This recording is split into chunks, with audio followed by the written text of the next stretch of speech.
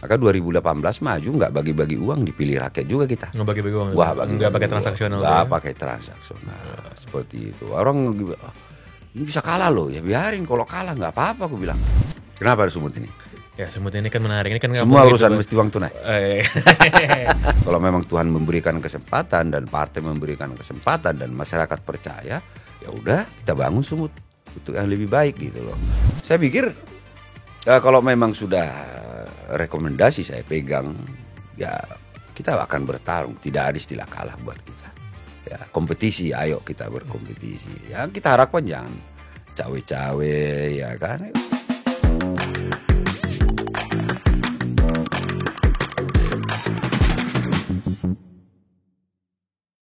Abang Nixon Nababan, terima kasih udah hadir di Asumsi Bang. Sama-sama, terima kasih. Abang ini seru lah, saya udah dengar namanya udah lama ini, tapi kita baru jumpa kita sekarang Bang ya. Ya. Dari kapan dengan apa namanya ditahu? Udah lama lah, karena abang juga jadi kepala daerah di kampung kita, jadi ya tahu lah siapa Bupati Tapanuli Utara kan. Siap. Bang, tapi ini aku banyak banget sebenarnya yang mau aku obrolin, tapi aku dari yang dikasih tahu nih kayaknya harus tanyain pertanyaan pertama ke abang katanya. Soal nanas Bang. Nanas ya. Nanas. Ya. Masa kalau kita Google soal wisata nanas katanya di Taput itu katanya proyek-proyek gagal katanya Bang. Betul nggak itu Bang? Iya. Jadi memang dulu itu kan ada program yang KSPN itu ya, Danau Toba skala prioritas kan gitu tuh. Nah kemudian kan harus ada hub-hubnya gitu. Jadi ini dari Kementerian Pariwisata sebenarnya program ini.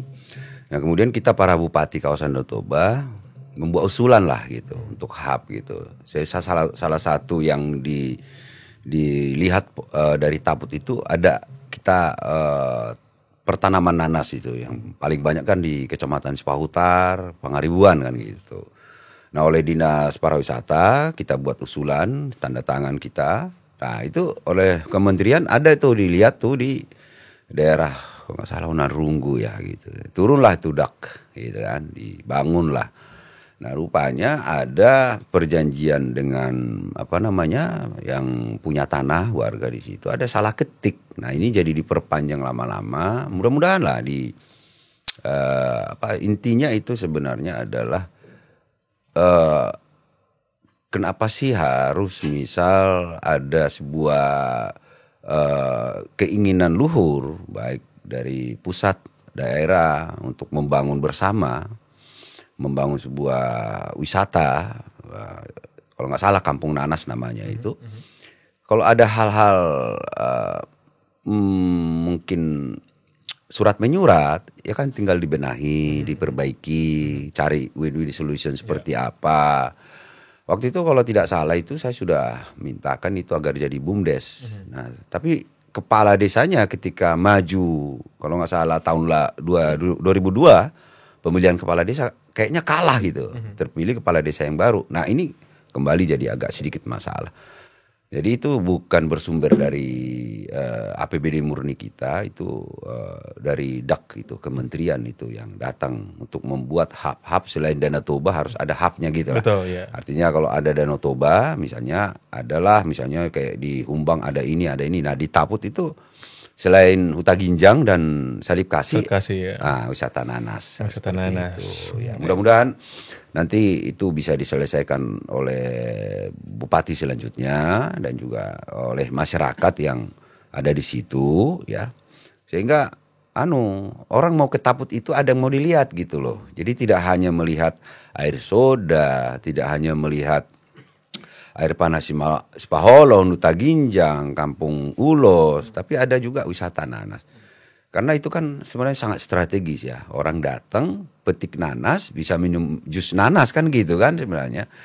Nah, maka saya sangat berharap sekali hilangkan dalam bahasa Batak gitu, elat late tial hosom gitu ya. Biar kita maju bersama-sama.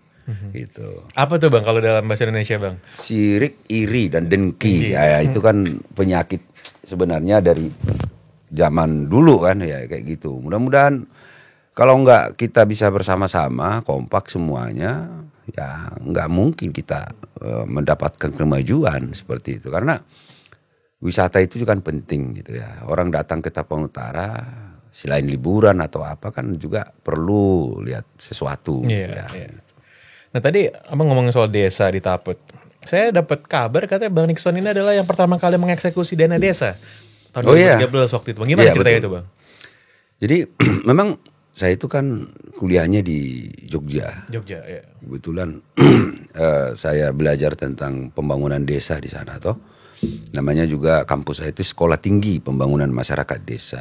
Jadi kita memahami pembangunan itu bottom up dari bawah ke atas. Nah kemudian juga waktu itu pembangunan Orde Baru kan top down, efek menetes dari atas ke bawah. Nah ketika saya mau maju itu saya cantumkan itu di visi misi oleh juga tim kita, dibuatlah di situ 60 juta per desa untuk fisik, bukan untuk untuk belanja perangkat desa bukan, tapi untuk fisik. Nah setelah saya menang 2014 itu 2015 kita turunkan 60 juta per desa flat itu untuk mempercepat pembangunan di desa, terutama infrastruktur jalan jembatan. Karena kita pahami kalau desa-desa itu udah merdeka, udah bagus, pasti kota Tarutung itu dan kota-kota di kecamatan pasti maju kan kira-kira begitu. Dan juga biar ada 60 juta per desa itu untuk fisik, biar juga itu kan gotong royong ya, sifatnya kan padat karya. Biar juga yang orang yang nganggur di desa bisa juga bekerja, mengerjakan itu rohnya. Nah kemudian 2015 itu kita turunkan dana desa itu 60 juta per desa. Nah 2016 pemerintah pusat menurunkan kalau nggak salah 600 sampai 800 juta per desa seluruh Indonesia. Jadi kita di Taput sudah lakukan itu di 2015 gitu. Abang di Taput 2 periode Bang ya? 2 periode. Jadi bupati ya? Betul. Iya, dan saya tuh kemarin sempat nggak sengaja saya Google lah ya soal Taput gitu.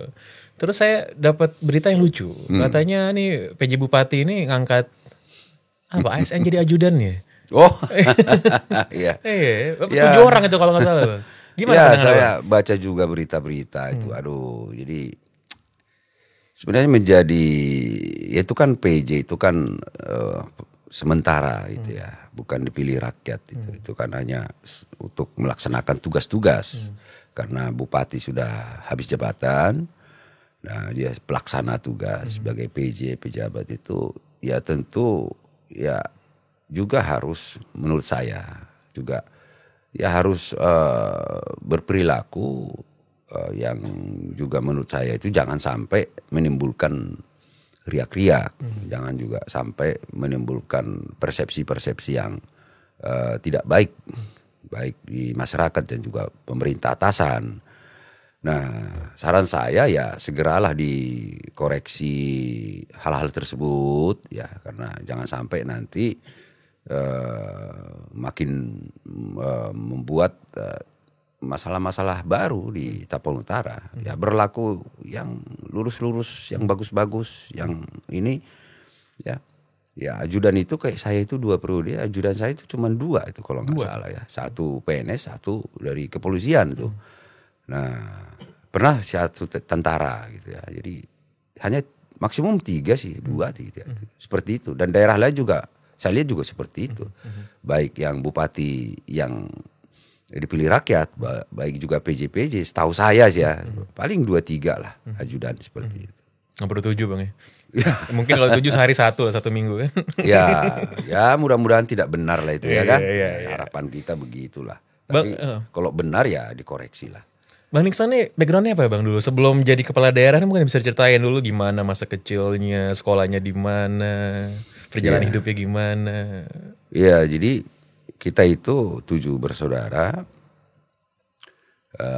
Saya itu anak nomor 6. Kemudian bapak saya itu guru, mama saya guru. Tapi terakhir sebelum bapak pensiun, 5 tahun lagi sebelum pensiun, jadi dosen kopertis di Universitas Simalungun. Karena bapak itu adalah doktorandus tahun 67 kalau nggak salah itu tamat dari Universitas Andalas Padang. Nah, jadi bapak karena sejak SMA bapak merantau ke sana sudah jadi ngajar sambil karena dari kampung kan opung saya itu kakek itu nggak ada uang lah berangkatin bapak kuliah itu. Nah, jadi uang kuliah bapak itu ceritanya bapak itu sambil ngajar, kemudian sambil tukang nyetrika di Padang itu. Jadi saking sudah mencintai dunia pendidikan, kesarjanaan ekonomi, beliau itu sarjana ekonomi, seharusnya kan kerja di bank ya. Zaman itu kalau nggak salah masih BA gitu kan, bakelor gitu kan. Of arts, ya. Jadi direktur bank itu masih setingkat S3 atau S2, D2, D3 atau D2 kan gitu. Bapak itu udah S1. Jadi pernah suatu ketika saya tanya tuh, Pak, Bapak kan sarjana dari university, bukan dari IKIP kan gitu kan. Dulu IKIP Medan tuh kan, atau sekolah keguruan. Bapak kenapa nggak kerja di bank? Mungkin Bapak kan udah direktur lah gini kan. Ya siapa tahu saya kerja di bank atau di Kementerian Keuangan, kalian pada bandel-bandel gitulah. Nah, jadi lebih jadi guru. Nah, ketika itu kan semua masih bayar sekolah ya. SD bayar, SMP, SMA bayar. Ketika abang saya yang tertua itu sudah kuliah itu, ya kita sudah harus kerja di ladang, beternak. Nah, dan menggarap tanah orang, dan itu bukan tanah yang sudah existing, itu tanah yang belantara kita olah jadi produktif seperti itu. Jadi nyangkul aja tiap pulang sekolah nyangkul gitu. Begitu 2 orang sudah kuliah, udah mama itu udah ngutangin semua, seisi borong-borong itu tempat ngutang itu, ngutang ya 5%, 10% seperti itu. Biar masuk lagi yang ketiga nih kuliah, masuk lagi yang keempat kuliah, udahlah. Ya kita kalau beli baju tahun baru, kalau di sana Natal tahun baru itu baju kita itu burjer itu kalau bahasa Indonesianya apa ya itu ya, yang bekas-bekas second itu aja itu. Jadi makan kita ikan asin gitu. Jadi makan cuma 1 hari enak itu hari Selasa, hari pajak gitu, dimasak gurame gitu kan. Ya itu kuah-kuahnya itu kan enak tuh. Nah udah giliran hari Kamis sudah kembali lagi ke laptop. Ikan asin. Nah itu terkadang ya makan ubi jalar itu. Ya, berangkat sekolah. Nah jadi bapak itu kan sarjana gitu ya. Mama guru juga kan. Prinsipnya adalah anaknya jangan sampai tidak sarjana. Nah, gitu. Jadi apapun harus diperjuangkan biar kami semua itu minimal 1 lah. Nah maka pada posisi 1 udah tamat, abang tertua, saya mau masuk tuh kuliah tuh. Ya diberangkatkanlah hanya dengan doa saja. Gitu, sempat di Medan kuliah setahun. Abang saya masuk Pertamina yang tertua. Mungkin karena rasa tanggung jawab, beban orang tua terlalu berat. Abang ngomong sama bapak biar Nixon itu saya yang kuliahin gitulah. Nah tapi abang bikin syarat saya harus ke Jogja. Karena di Jogja itu kan sudah terkenal kota pelajar, kita kira begitu. Nah saya kuliah di sana lah. Dia kuliah di sana juga sama aja juga kan. Makan tak makan juga gitu. Ya. Makanya kita paksa kuliah itu harus cepat. Kalau lama-lama bisa gempor juga, nggak tamat-tamat jadi mahasiswa abadi. Nah itulah pengalaman-pengalaman selama kuliah, ya jualan, ngamen, kemudian tamat juga kita ya kerja serabutan karena gak ada soft skill. Maka Nggak ada soft skill, Bang? Nggak ada soft skill. Masa kuliah dulu kan, saya nggak tahu sekarang kan, karena saya terakhir itu S2 di USU, S3 di PDN toh. Soft skill kan seharusnya di tingkat D3 gitu ya, D2 atau institut itu memang harus melahirkan soft skill. University itu harus melahirkan orang-orang ahli riset. Kalau pandangan saya. Nah mungkin harus dikoreksi juga ini seperti apa kebijakan pendidikan nasional kita. Nah itu kerja serabutan, udah akhirnya kursus lagi kita, kursus 6 bulan, grammar loh. Buat bahasa Inggris, Bang? Bahasa Inggris. Ya. Nah, kemudian DOS ya, komputer. DOS komputer ya. Iya, tamat itu baru keterima kerja itu di media Indonesia itu. Nah dari situ jadi wartawan, mulailah mengenal pejabat, menteri, orang sukses kayak gitu. Saya selalu belajar itu. Ini kenapa ya bisa menteri ini padahal, kan?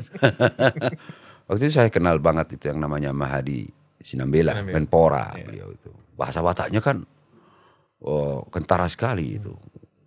Saya kenal ini kapan lah saya seperti ini gitu. Ketemu sama pengusaha-pengusaha. Saya belajar, rupanya itu mereka itu mencapai kedudukan itu tidak gampang. Mereka cerita mulai dari masuk organisasi, masuk ini, kerja juga serabutan. Ya kan, makan tak makan juga ya. Berarti saya suatu saat bisa juga kayak gini, kira-kira begitulah. Nah, pengusaha-pengusaha juga kita lihat seperti itu. Jadi ada kesimpulan buat kita. Ternyata mereka berhasil itu karena kerja bisa sampai 10 jam sehari. Mereka bisa orang cerdas, jadi profesor, jadi doktor, jadi dosen gitu karena belajar 10 jam sehari. Nah, kalau kita lihat diri kita kan paling belajar 6 jam, 2 jam. Bekerja masa mau jadi pengusaha sukses hanya bekerja 4 jam. Nggak mungkin lah. Nah, itulah yang jadi kesimpulan. Berarti kalau kita mau sukses diri kita ini. Ya kan? Dan kita harus, ya kalau mengejar orang sukses mereka 10 jam kerja, ya kita harus 11 jam dong. Kira-kira begitu. Nah, itulah yang memotivasi kita, yang kemudian saya melihat dunia jurnalis ternyata hanya menjadi bisa ya nulis ya itu kan, dapat gaji kan gitu kan. Kalau mimpi jadi orang kaya intinya jangan jadi wartawan. Kira-kira begitu. Setuju Bang. Jadi pengusaha. Akhirnya saya jadi coba berbisnis lah. Bisnisnya juga ya karena dari pengalaman juga nyanyi di kafe gitu kan. Saya lihat tuh ini modalnya cuma 2.000 nih, dijual 20.000 padahal hanya ngundang artis kan. Nah ini bisnis enak nih kan, kira-kira begitu. Mulai masuk di situ, kemudian puji Tuhan sukses dan mulai masuk organisasi politik karena saya senang juga berorganisasi. Selama saya remaja, kemudian juga kuliah senang berorganisasi walaupun tidak jadi fokus di situ karena pikiran kita kan harus cepat selesai, cepat kerja, cepat cari duit kan gitu. Nah kemudian ya itu suatu saat mama saya itu ke Jakarta gitu ya, kumpulkan kami semua anak-anaknya kan, mama cerita lah kondisi Tapal Utara. Jadi kalian sudah pada berhasil di Jakarta, harus adalah satu orang pulang kampung halaman. Karena saya sudah di organisasi, sudah di partai politik, semua mata ngelihat saya toh. Ya udah Nixon aja gitu. Ya udah, saya coba. Kemudian Ibu Ketua Umum menyetujui, Bu Mega. Ya udah, kita maju dan menang jadi kepala daerah. Gitu. Itu ceritanya jadi kepala daerah. Gitu. Jadi keinginan yang pertama adalah memperbaiki Tapal Utara karena mama pingin, karena guru kan mungkin dilihatnya jalan makin rusak, kepala-kepala sekolah kok tiap saat ganti kan gitu kan. Nah, jadi tidak the right man on the right place kira-kira. Nah akhirnya itu yang saya kerjakan. Apa amanah dari mama, ini loh yang diperbaiki kayak gini-gini gitu, yang kemudian kita rumuskan di visi misi dan itu yang saya kerjakan selama 2 periode. Bagaimana perbaikan infrastruktur jalan jembatan. Tidak hanya yang existing, kita buka jalan baru lagi. Jadi kalau ini rusak, bisa ada jalan alternatif gitu. Sehingga arus ekonomi bisa lancar lah, seperti itu. Ya, kemudian juga the right man on the right place, seleksi kan gitu ya. Mengangkat pejabat jangan pakai sogok, pungli dan lain sebagainya. Kemudian juga bagaimana juga sekolah-sekolah. Ketika saya itu nyalon itu saya sudah putuskan itu sekolah gratis. Sekolah gratis. Tidak boleh ada pungutan. Nah, setelah dilantik 2014, 2015 SD, SMP, SMA sudah saya gratiskan itu. Tidak boleh ada pungutan 1 rupiah pun. Negeri tapi ya. Negeri. Yang kemudian jadi kebijakan nasional 2017. Nah, banyak hal lah yang kita kerjakan ketika itu. Nah, ketika itu kan dihadapkan kita ke persoalan anggaran. Anggaran hanya 800 miliar sekian itu. Untuk mewujudkan visi misi itu rasanya banyak orang ngomong itu yang calon nomor 5 itu pemimpi kira-kira gitu. Nggak mungkin itu. Belanja pegawai udah sekian, belanja fisik sekian, nggak sanggup. Dana desa 60 juta per desa kali 241 desa udah sekian tuh. Belum lagi program ini. Tapi kembali saya diskusi setelah saya dilantik gitu. Caranya gimana? Ya refocusing anggaran, rasionalisasi anggaran. Anggaran-anggaran yang cenderung silpa itu kita tidak taruh lagi, misalnya tahun lalu ada silpa sekian, berapa habis terpakai, itu yang kita tetapkan di tahun 2015. Jadi banyaklah kita tarik anggaran itu untuk tadi itu mewujudkan visi misi. Jadi di tahun 2015 semua visi misi itu saya jalankan. Tapi tidak tuntaskan, ya bertahap lah tahun demi tahun. Tapi ada 8 janji politik saya, semua 2005 saya kerjakan itu. Yang tidak langsung terkena kelihatan langsung, yaitu jalan jembatan lah, karena itu bertahap seperti itu. Seperti itu sih kita kerjakan, sehingga tadi itu di periode kedua maju lagi, ya puji Tuhan saya menang lagi, dan sudah buat pendidikan politik juga ke masyarakat bahwa uang bukan segalanya, bahwa dengan janji kita, dengan keikhlasan kita, ketulusan kita, Tuhan itu ada. Dan masyarakat bisa melihat itu. Maka 2018 maju nggak bagi-bagi uang, dipilih rakyat juga kita. Nggak bagi-bagi uang?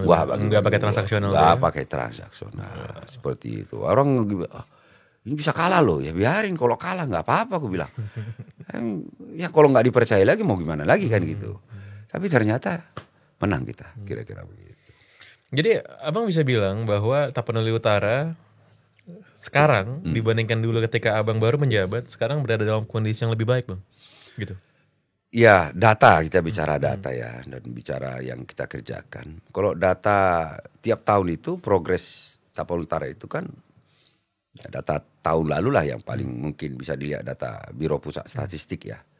Itu penduduk Taput itu kan nambah lah, tapi tidak sebesar daerah lain yang di daerah kota-kota itu. Ada penambahan penduduk, terutama masa pandemi itu nambah itu, pada pulang kampung kan.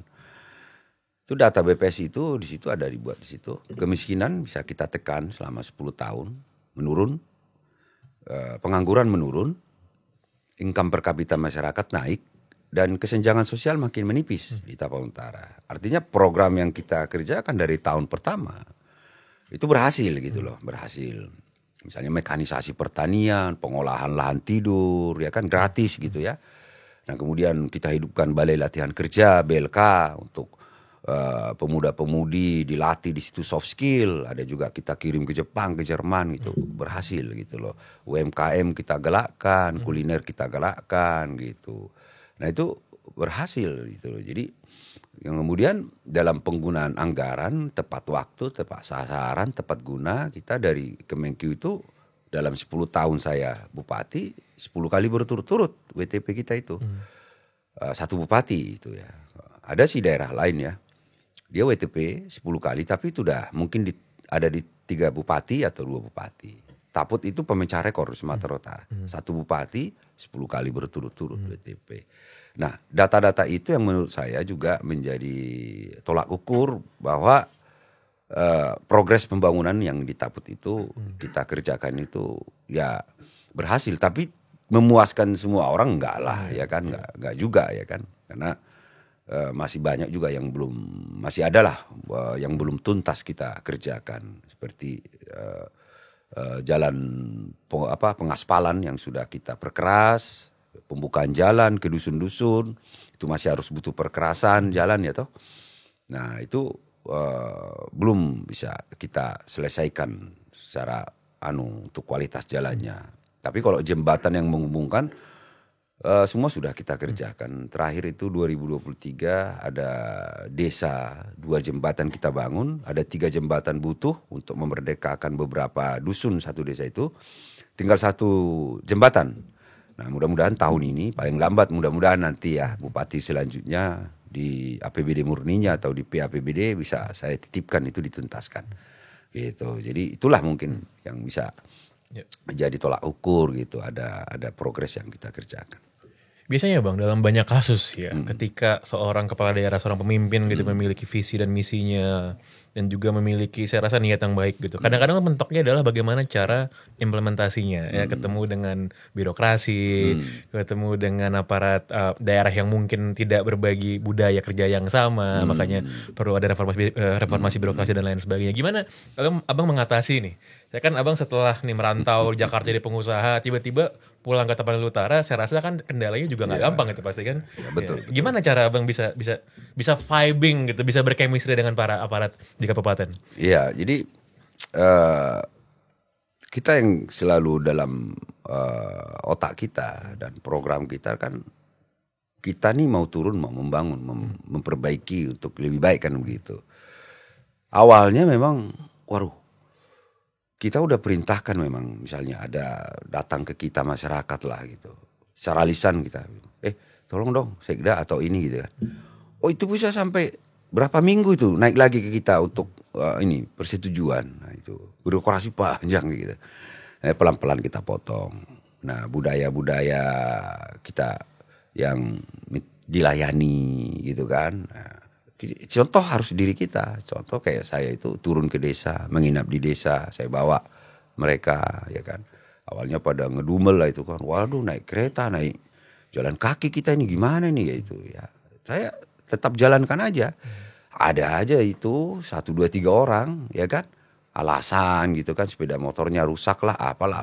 Ya saya gak marah-marah, biarkan aja gitu.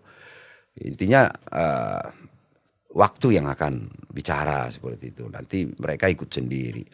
Jadi kita harus menjadi leader lah. Leader ya. Marah-marah juga jangan di depan masyarakat, jangan di depan orang. Kalau memang kita lihat dia kerjanya kurang baik, kita panggil. Berdua ngobrol gitu kan.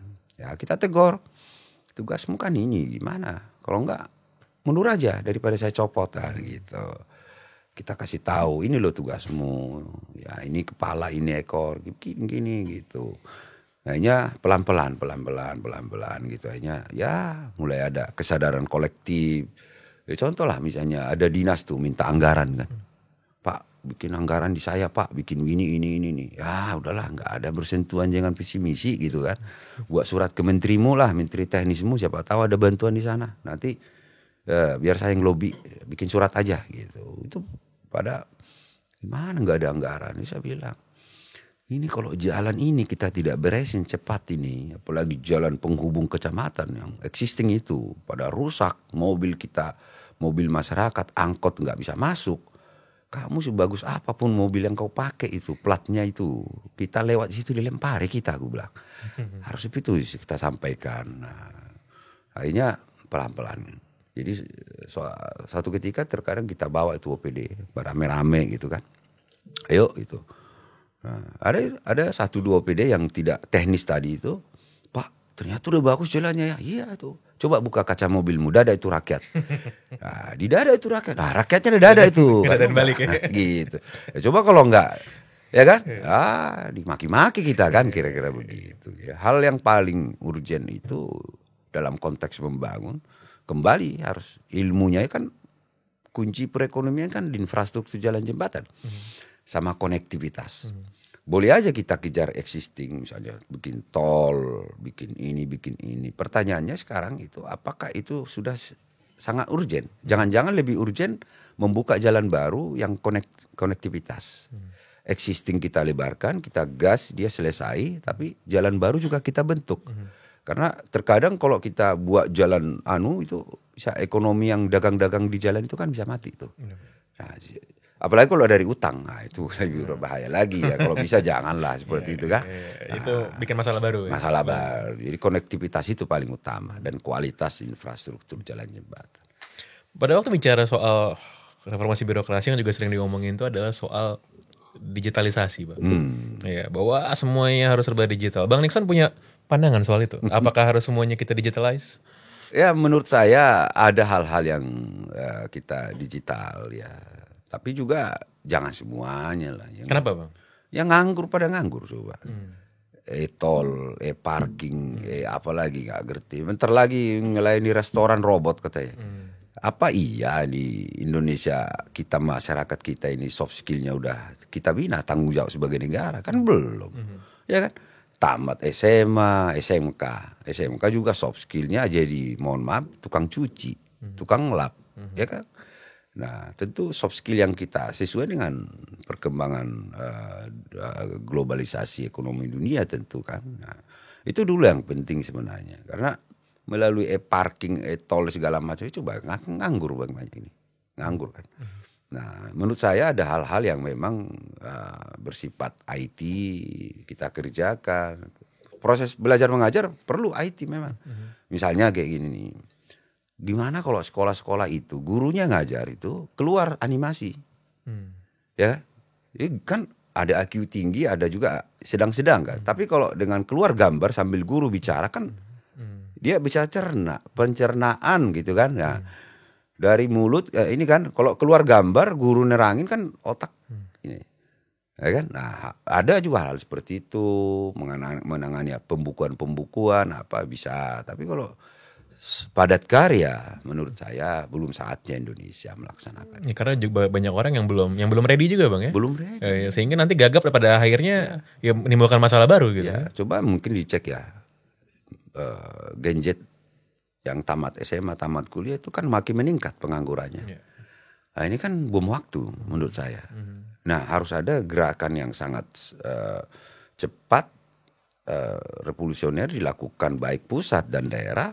Bagaimana ini semua ini Gen Z ini, ya toh, kalau sudah walaupun dia sekolah formal atau sudah tamat sekolah formal harus masuk dia di informal. Informal itu soft skill. Soft skill. Sekali lagi kita butuh. Nah, maka balai latihan kerja itu harus digalakkan kembali. Digalakkan dan dibuat lagi pelatihan-pelatihan yang betul-betul SDM kita siap pakai semua gitu loh. Nah, kalau China itu kan mereka nggak latah dari dulu kan, mereka itu padat karya, tambah soft skill, UMKM kan gitu kan digalakkan tuh. Nah, setelah ekonomi mereka bagus dengan pola ATM itu mati tiru modifikasi. Saya tadi nonton nonton HBO kalau nggak salah, ada film tentang BlackBerry. BlackBerry yang zaman tahun 90-an booming kan BlackBerry, kemudian kalah sama iPhone kan gitu deh. Nah, ternyata ada seorang CEO dari perusahaan Nokia kalau nggak salah, disorot dia pakai handphone Tiongkok gitu. Dia seorang CEO ini tapi dia pakai Tiongkok. Berarti gambarannya itu produk Tiongkok itu walaupun awalnya itu black market tapi karena murah. Ya, kalau rusak diperbaiki cepat gitu loh. Nah, kira-kira ya memang harus seperti itu. Tapi bukan maksud saya kita jadi meniru black marketnya, bukan. Tapi bagaimana produk-produk yang dibutuhkan masyarakat kita, yang sepeda motor, handphone apa, Alsintan apa, kita fokus di situ dulu gitu, karena bonus demografi kita kan ratusan juta ini. Untuk pangsa pasar negara-negara kan besar kita ini sebenarnya. Kalau kita produksi buatan sendiri kan sebenarnya biar Indonesia bukan cuma jangan jadi pasar doang, tapi jadi produsen kan. Untuk produsen negara sendiri aja dulu deh. Iya. Gak usah keluar ya. Gak usah keluar lah. Pelan-pelan nanti tahapannya kan gitu. Iya, biar duitnya muter di Indonesia aja kan, gak usah keluar-keluar. Itu sih menurut saya gitu. Nah, di Sumatera Utara juga perlu. Tapal Utara itu juga saya kerjakan. Balai latihan kerja setelah saya bupati saya hidupkan. Jadi di situ ada pelatihan soft skill. Ada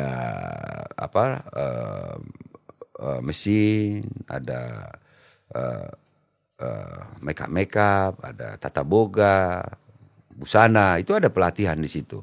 Ada juga kita latih ke Jepang, ke Jerman. Seperti itu berangkat. Nah, kalau semuanya daerah-daerah juga termasuk provinsi, termasuk negara kita, jadi kita. Nah, tadi kan kita ngomongin soal Taput ya Bang, Tabanan Utara kan. Saya mau ngomongin soal Sumatera Utara sekarang. Kenapa harus Sumut ini? Ya Sumut ini kan menarik. Ini kan semua urusan mesti uang tunai. Ini kan provinsinya para ketua ini Bang, ketua semua di situ kan. Termasuk ketua Limpul.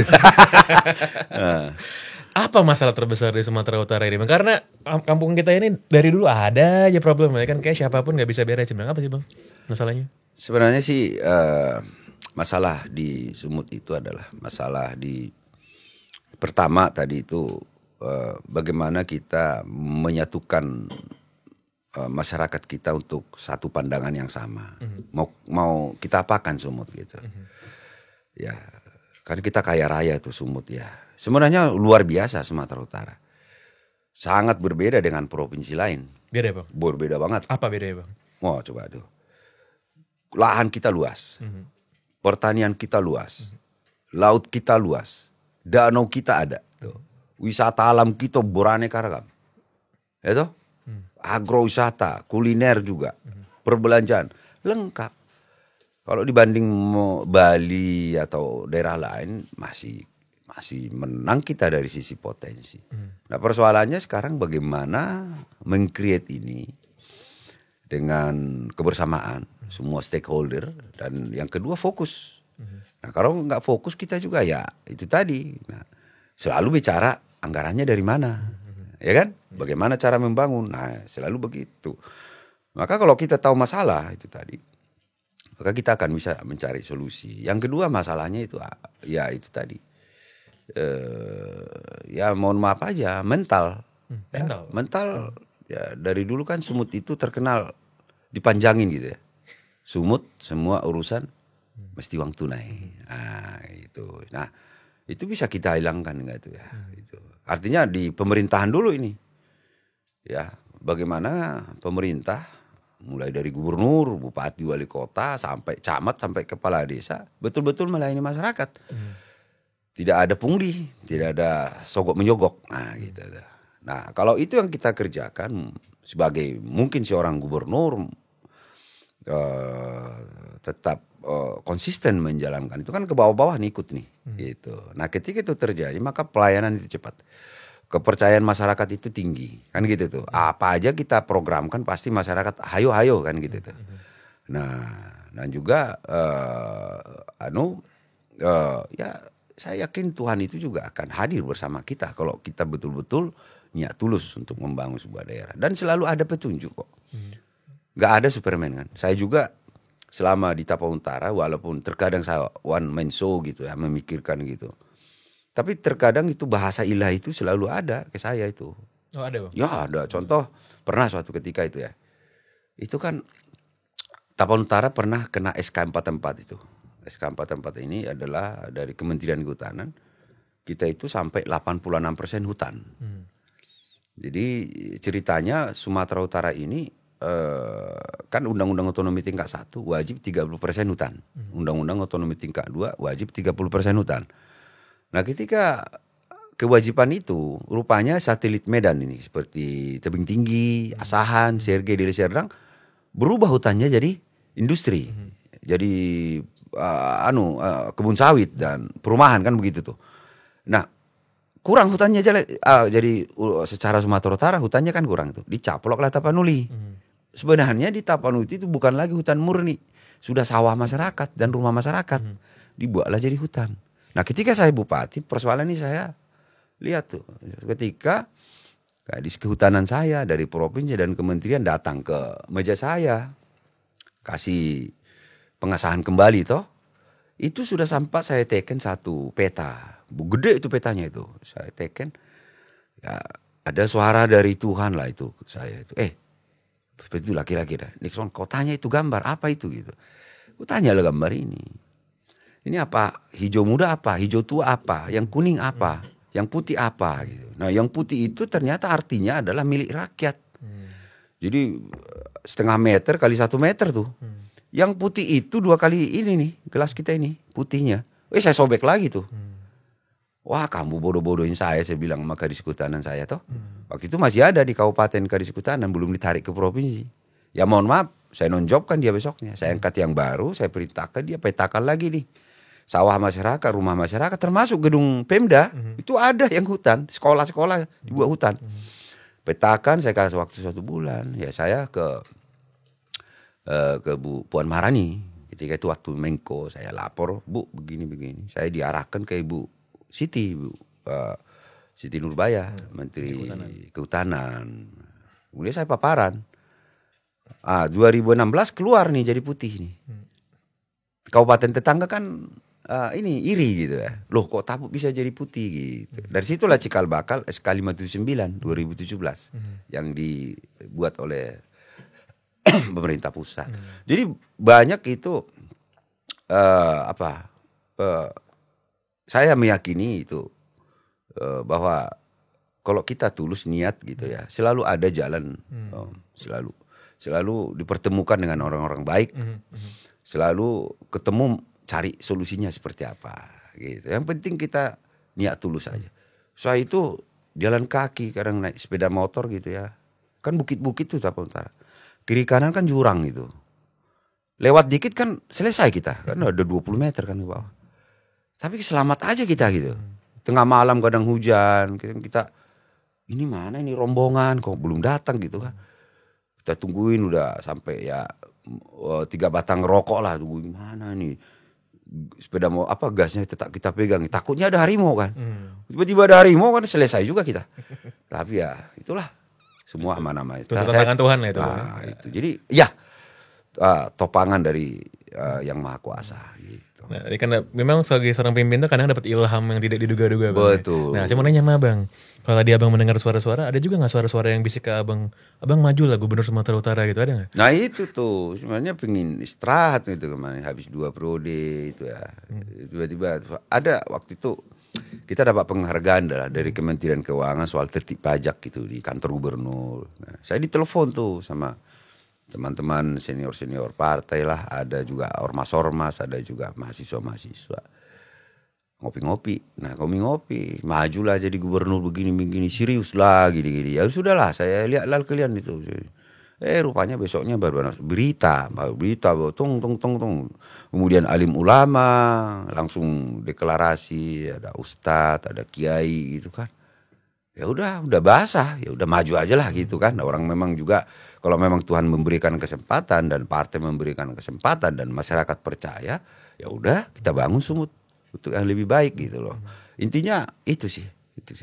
Kalau untuk legacy sama istilah udah pernah jengkol ya udah kan 10 tahun. Tapi bagaimana Sumut itu bisa nggak menjadi Sumut itu jadi lilin dan terang untuk Indonesia? Bisa nggak jadi garam dan terang untuk Indonesia? Bisa. Karena Sumut itu kan 4 besar di Indonesia. Kan gitu kan? Nah tentu program-program apa yang kita kerjakan sehingga ini menjadi contoh. Kayak Taput itu kan contoh dana desa, sekolah gratis, berobat gratis, ya kan? Rasionalisasi, refocusing anggaran, mulai saya bupati kan ini kembali jadi diikutin kan gitu. Nah Sumut ini saya yakin kalau kita serius, jujur, fokus dan dengan hati akan ketemu nanti cara. Ya, tentu tidak jauh beda lah. Bagaimana kita di Taput fokus kita kerjakan, tinggal nambah ini ke lautan kan begitu tuh. Makanya saya sampai ke Papua itu, saya belum pernah ke Papua selama 10 tahun. Terakhir masa jabatan itu kira-kira 10 hari lagi saya habis jabatan.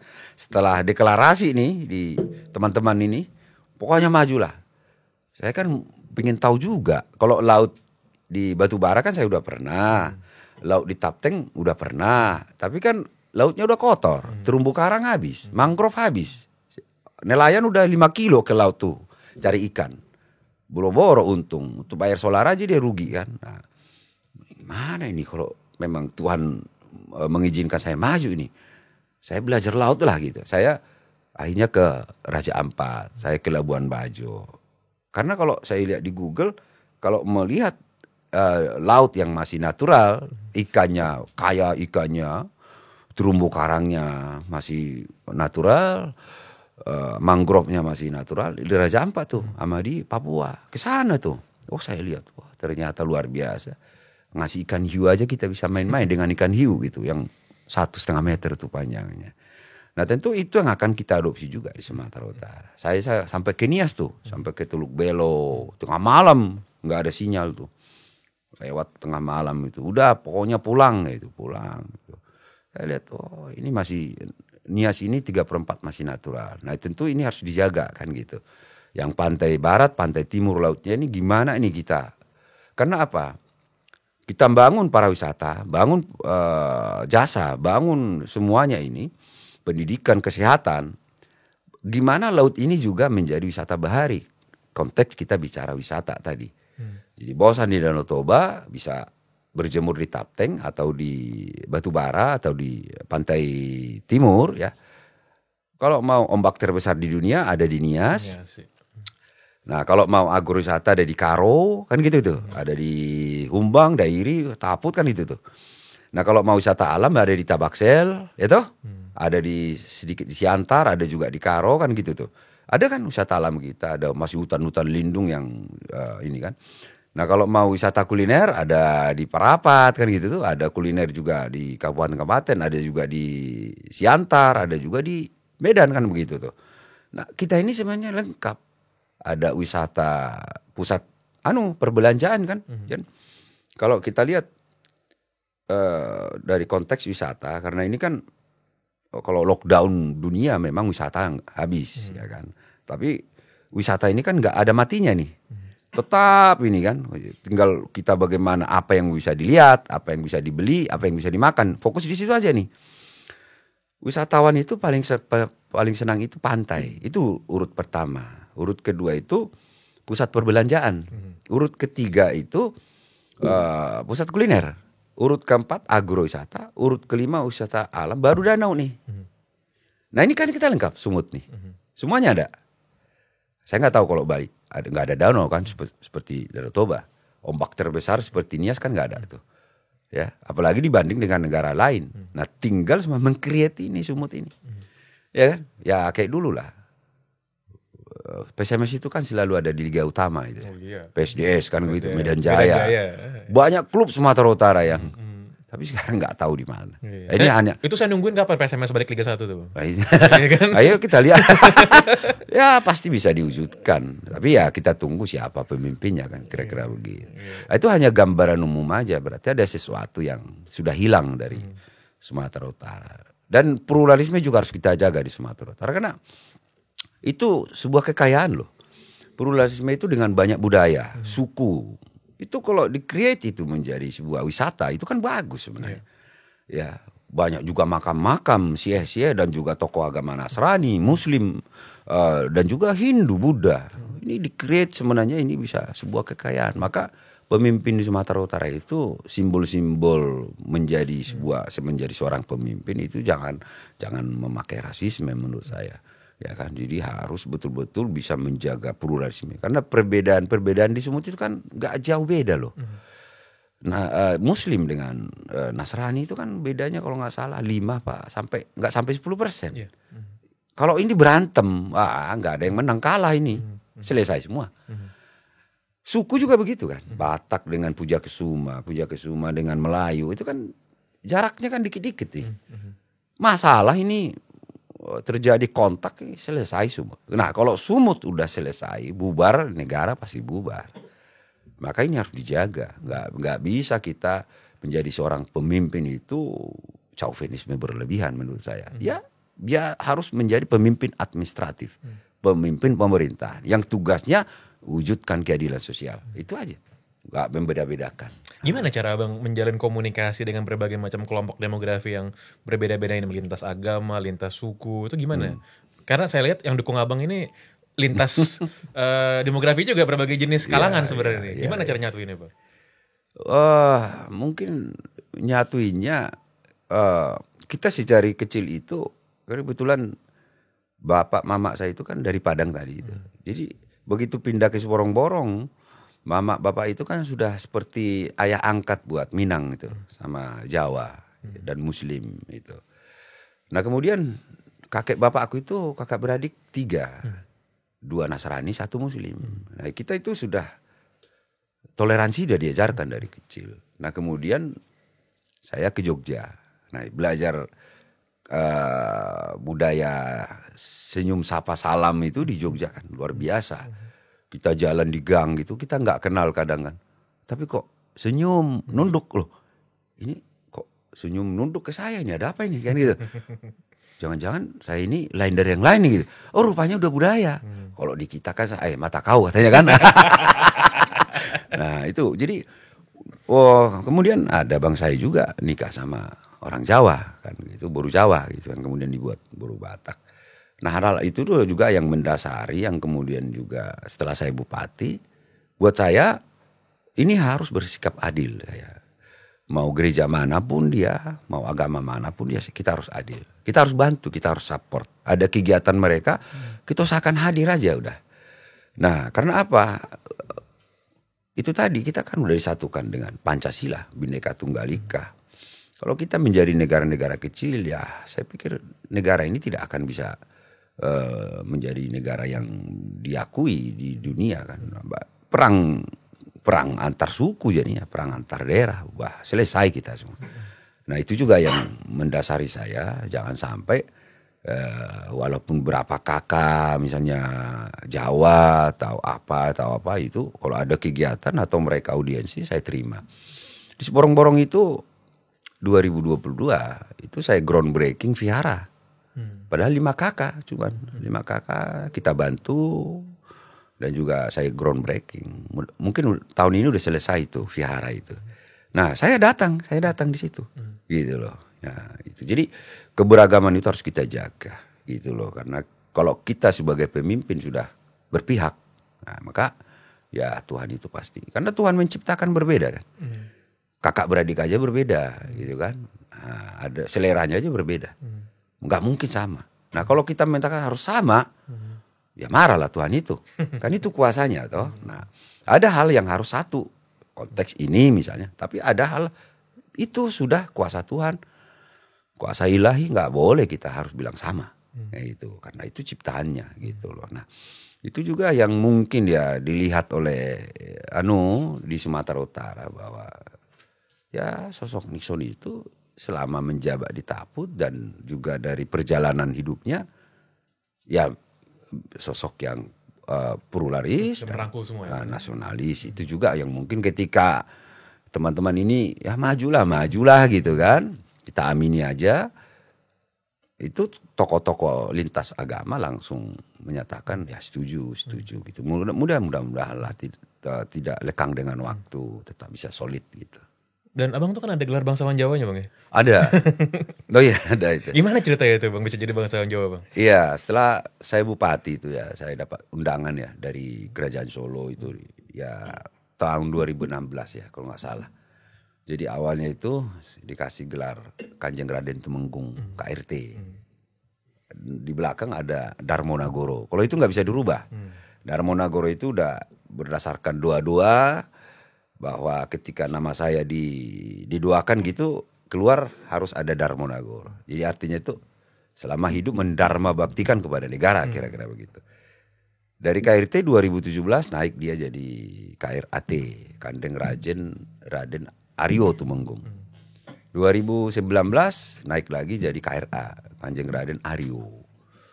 2022 kalau nggak salah apa ya. Terakhir itu tingkat paling tinggi Kanjeng Pangeran Aryo. Darmonagoro tetap gitu. Jadi mungkin ya itu tadi ya itu kan nggak ada kebetulan ya. Yeah. Nah ya barangkali ada tujuan-tujuan tertentu dapat gelar itu. Ya ini kan ke depan ini kita nggak tahu kan. Pasti ada dong di balik itu semua ada mungkin yang harus kita kerjakan terkait dapat gelar ini kan gitu. Ya mudah-mudahan konteks Sumatera Utara. Gitu. Terakhir bang, kan kalau kita ngomongin Pilgubsu ini kan sebenarnya medan perangnya kan sudah kelihatan ya. Ya karena di kandidat satu udah kelihatan lah bang. Yang sebelah satu kan udah deklarasi banyak partai sebenarnya. Gemuk ya. Iya, koalisi gemuk wali kota Medan kan. Oh gitu ya. Iya, gitu lah bang. Iya. Banyak yang bilang katanya udahlah bang Nixon nggak usah lah maju-maju lah. Itu susah itu lawan. Gitu kan nggak usah lah. Gimana bang memandang nanti nih medan pertempuran ini nanti di pilkada? Ya, saya itu ya, dari kecil itu dididik orang tua petarung, pantang menyerah. Dan memang dalam perjalanan hidup saya begitu. Saya juga nyalon bupati dari 8 calon ini. Saya itu nomor urut 7. Popularitas elektabilitasnya dari 8 calon. Nomor urut 7. Artinya orang juga bilang nggak mungkin menang ini. Ya, tapi saya nggak ada mustahil bagi Tuhan buat saya. Selama niat saya tulus, dan ada sesuatu tujuan yang baik, saya yakin tidak hanya masyarakat, alam semesta, Tuhan akan bersama kita. Saya lihat di survei itu saya harus melakukan A, B, C, D gitu panjang. Saya kerjakan. Pulang jam 2, jam 3 pagi. Kadang tidur di mobil di rumah masyarakat itu. Mau 3 orang saya temui. Mau 2 orang saya temui. Dan 3 bulan kemudian, ketika itu kan 6 bulan ya masa kampanye. 3 bulan kemudian saya sudah di nomor urut 1 survei A, survei B, nomor urut 2 popularitas, elektabilitas gitu. Dan di hari H menang.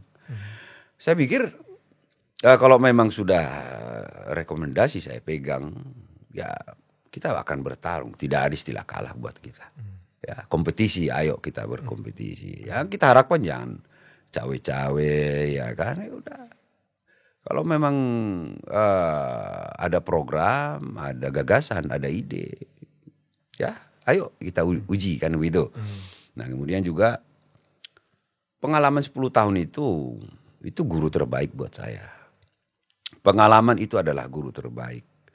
Ya sama kita itu. Jadi kalau ibarat mau mobil, kalau masih 1 hari bawa mobil dengan yang 1 tahun, lebih percaya mana? Hah? Ya, yang lebih lama. Bawa mobil baru 2 tahun daripada ya yang 5 tahun, percaya mana? Bawa mobil yang 4 tahun, 5 tahun daripada yang 10 mobil, percaya mana? Atau bawa pesawat deh, lebih ekstrimnya. Karena kalau pesawat itu 300 km per jam tuh kan, silap dikit selesai kan. Gak ada istilah ada nyenggol, gak ada gak ada mendarat darurat lah. Kayak gitu, dos gitu udah. Percaya mana yang 10 tahun? Nah, ini juga menjadi menurut saya juga tolak ukur ya, bahwa mengendalikan sebuah pemerintahan dan masyarakat itu butuh pengalaman.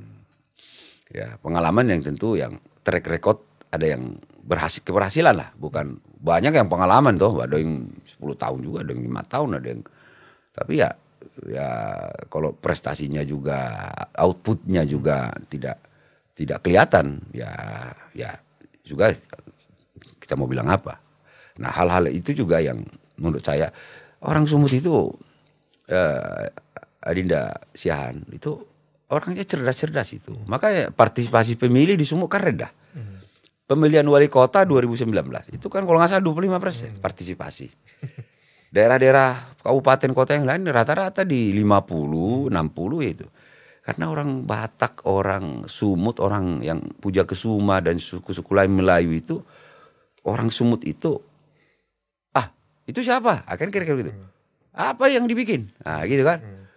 Susah itu percaya. Sangat susah dibikin seneng lah Bang. Ya. Ya mereka itu intinya cerdas dalam ini. Dan saya pikir rasional untuk memilih siapa yang mereka usung nanti jadi pemimpinnya. Nah kita harapkan itu nanti partisipasi kan akan tinggi kan, kira-kira begitu. Partisipasi akan tinggi kalau masyarakat Sumut itu sudah melihat ada figur yang cocok untuk mereka percayakan untuk jadi pemimpin di Sumatera Utara. Gitu. Intinya ya mau gemuk mau kurus nggak ada urusan. Kan kurus itu juga kan lincah. Gesit Bang. Oh gesit ya. Ilmu ginkangnya kan tinggi. Kalau gemuk kan agak lama.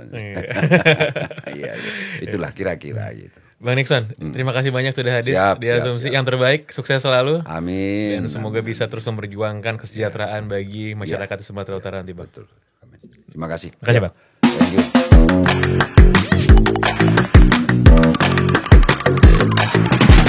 Thank you.